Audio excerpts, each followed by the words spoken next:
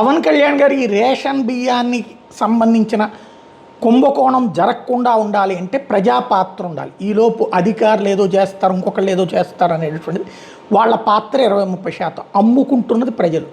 ఇప్పటికైనా పవన్ కళ్యాణ్ గారు ప్రజలకి పిలుపునివ్వాలి.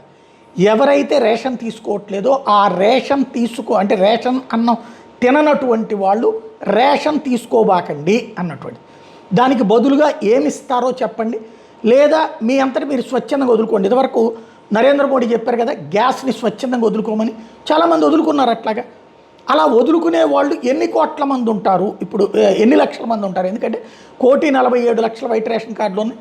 ప్రతి ఒక్కళ్ళకి ఇస్తున్నట్టుగా రికార్డులు చూపెడుతున్నారు. కనీసం 30-40 లక్షల మంది వదులుకున్నా అది తెలుగుదేశం వాళ్ళు, లేదా జనసేన వాళ్ళు, బీజేపీ వాళ్ళు, అభిమానులైనటువంటి వాళ్ళు.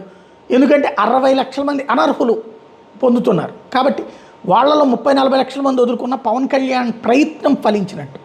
అట్ ద సేమ్ టైం దానికి బదులుగా సన్నబియ్యం ఇప్పించడమా? సన్నబియ్యం ఇప్పించడం అంటే ప్రభుత్వానికి 40 రూపాయలు వాస్తవంగా సన్నబియ్యం ఇచ్చేయచ్చు, కానీ సన్నబియ్యం కొనాలన్నటువంటి ఆలోచన ప్రభుత్వాల దగ్గర లేదు.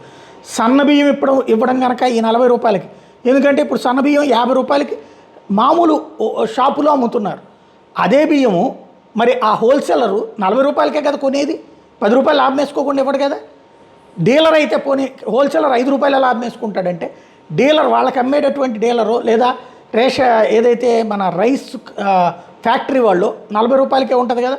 అది అసలు ప్రభుత్వమే తీసుకుంటే 40 రూపాయలకి ఎందుకు ఇవ్వకూడదు? 43 రూపాయలు ఇప్పుడు కిలోకి భరిస్తోంది ప్రభుత్వం.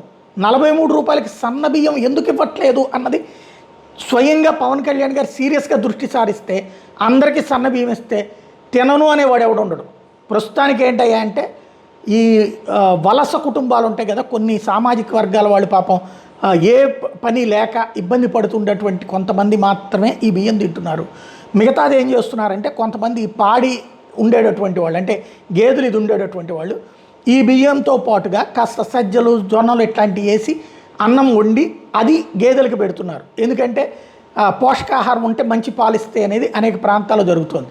కాబట్టి ఇది కాకుండా సాధారణ ప్రజలైతే తింటలేదు, లేదా దీన్ని రీపాలిష్ చేసి ఇప్పుడు